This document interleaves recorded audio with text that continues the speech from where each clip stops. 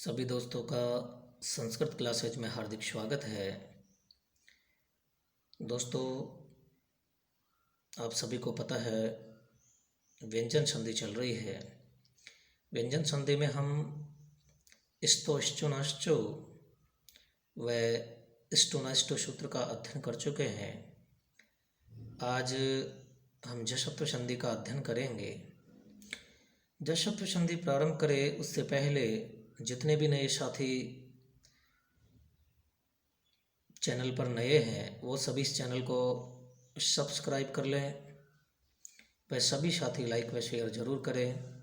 तो आइए प्रारंभ करते हैं जशत्व संधि, जिसका सूत्र है झलाम झषो अन्ते।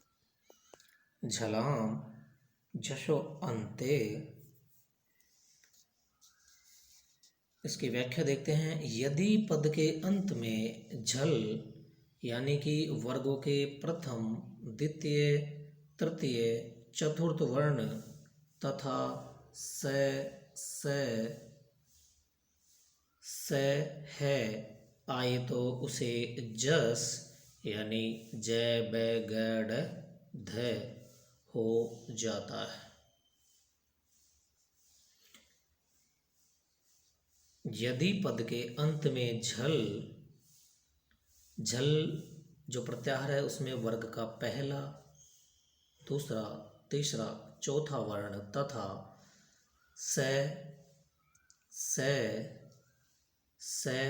और है वर्ण आते हैं, अगर ये आए तो उसे जस यानी कि प्रत्येक वर्ग का तृतीय वर्ण जैसा जय ब गड ध हो जाता है। आइए और आसान शब्दों में समझने का प्रयत्न करते हैं कि यदि किसी पद के अंत में वर्ग का पहला, दूसरा, तीसरा या चौथा वर्ण आए तो उसके स्थान पर उसी वर्ग का तृतीय वर्ण हो जाता है। जी हाँ दोस्तों, अगर पद के अंत में वर्ग का पहला, दूसरा, तीसरा, चौथा वर्ण आए तो उसके स्थान पर उसी वर्ग का तृतीय वर्ण हो जाता है। आइए उदाहरणों के माध्यम से समझने का प्रयत्न करते हैं। जैसे वाक धन ईसह वागीसह, कै का अपने ही वर्ग का तृतीय वर्ण ग हो रहा है। अच धन अंत है अजंत है, च का तृतीय वर्ण ज। षट धन आनन है षडानन है। चित धन आनंद है चिदानंद है, तय का तृतीय वर्ण द। दिक धन गज है दिग्गज है, कै का तृतीय वर्ण ग, दिग्गज है।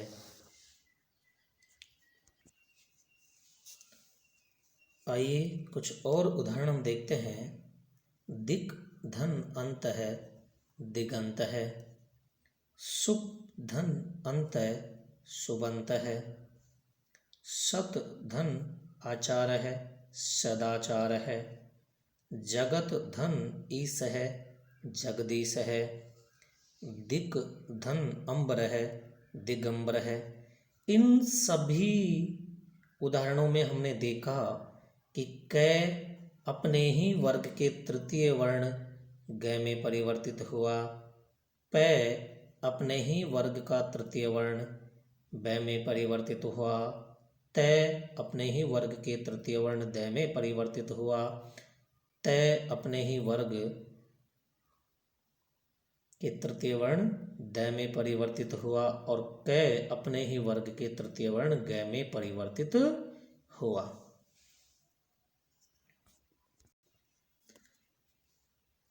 अगला सूत्र है झलाम झस झसी। झलाम झस झसी, इसकी व्याख्या देखते हैं कि यदि पद के अंत में झल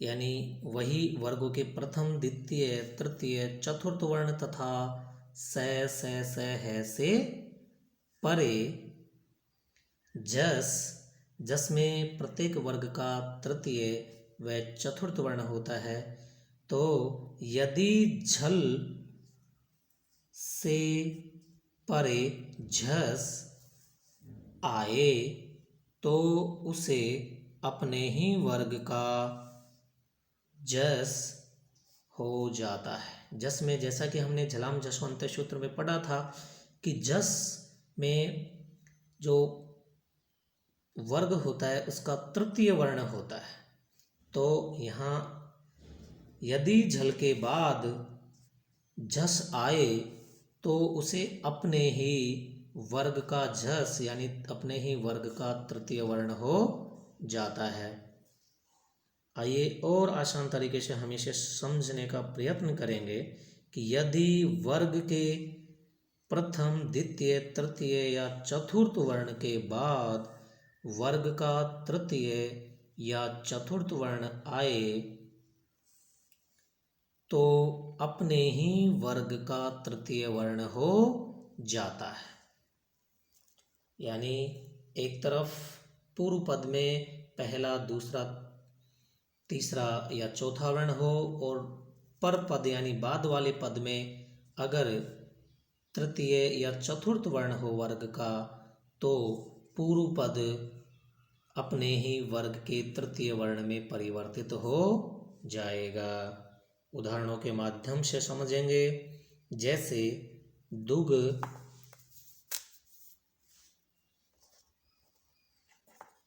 धन, धम, दुग्धम, लब, धन, ध, लब्ध है, क्षुभ, धन, ध, क्षुब्ध है,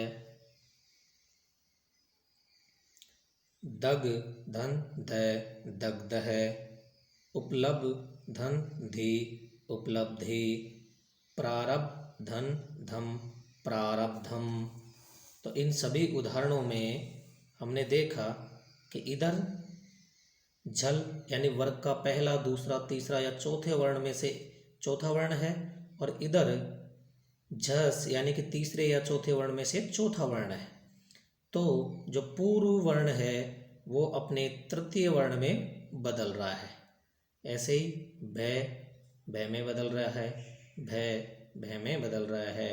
ऐसा ही इन उदाहरणों में हो रहा है। सामान्यतः झलाम जसे में जो बाद वाला पद होता है, बाद वाला जो वर्ण होता है वो चतुर्थ वर्ण होता है। जैसा कि इन सभी उदाहरणों में है। आइए शुरू करते हैं अब चरत्व संधि। चरत्व संधि जिसका सूत्र है खरी च, खरी च। यदि झल यानी वर्गों के प्रथम, द्वितीय, तृतीय, चतुर्थ वर्ण एवं स है के पश्चात खर, खर में वर्ग का पहला, दूसरा वर्ण व से ये वर्ण आते हैं, तो यदि झल के पश्चात खर आए तो झल को चर हो जाता है, तो झल को चर हो जाता है। अर्थात और आसान तरीके से हम इसे समझेंगे कि यदि वर्ग के प्रथम, द्वितीय, तृतीय, चतुर्थ वर्ण के बाद वर्ग का प्रथम, द्वितीय वर्ण या से आए तो पूर्व वर्ण अपने वर्ग का प्रथम वर्ण हो जाता है। यदि वर्ग के प्रथम, द्वितीय, तृतीय, चतुर्थ वर्ण के बाद वर्ग का प्रथम द्वितीय वर्ण या से आए तो पूर्व वर्ण अपने वर्ग का प्रथम वर्ण हो जाता है। आइए उदाहरणों के माध्यम से एक बार पुनः इसको समझते हैं कि उद्धन थानम, उत्थानम, इधर झल यानी पहले दूसरे तीसरे चौथे वर्ण में से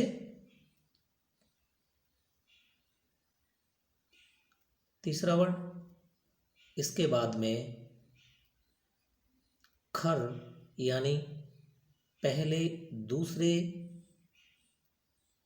या से में से एक वर्ण, तो यहाँ दूसरा वर्ण है, तो पूर्व जो वर्ण है वो अपने ही वर्ग का प्रथम वर्ण यानी तय में परिवर्तित हो रहा है। इन सभी उदाहरणों में हम देखते हैं उद धन थापक उत्थापक, सद धन कार सत्कार, ककुब धन सो ककुब सो, विपद धन काल है विपत काल है, संपत धन समय संपत समय, उद धन पन्न है उत्पन्न है, दिग धन पाल है दिक्पाल है। इन सभी उदाहरणों को देखने पर हमें पता चल रहा है कि प्रत्येक पूर्व वर्ण अपने ही प्रथम वर्ण में परिवर्तित हो रहा है। जैसे द तय में परिवर्तित हुआ, द तय में परिवर्तित हुआ और ग क में परिवर्तित हुआ। तो आशा करते हैं चरत्व संधि समझ में आ गई होगी।